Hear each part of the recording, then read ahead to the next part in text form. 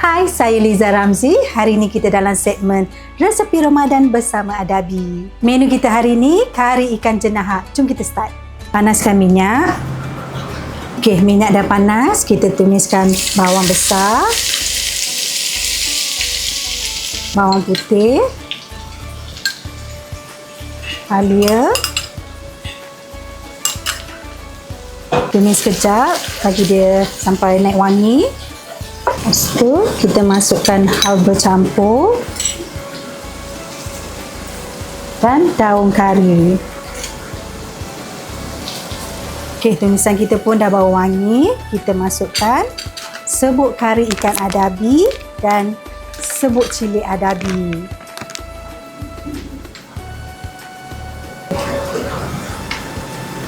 Lepas tu, masukkan air.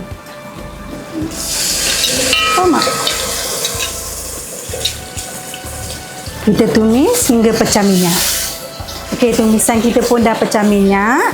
Kita tambahkan air lagi sekali. Lebih kurang 1 cawan juga. Tumis lagi hingga pecah minyak untuk dapatkan rempah yang dah masak. Okey, tumisan kedua kita pun dah pecah minyak. Kita masukkan ikan. Kita guna ikan jenahak ya. Kita renyahkan ikan ni dulu biar dia mesra bersama tumisan kita. Okey, kita tambahkan air. Asam jawa ekstra adabi. Okey, biarkan dia menggelegak dulu. Okey, kuah dah mendidih, kita masukkan santan kelapa adabi. Santan.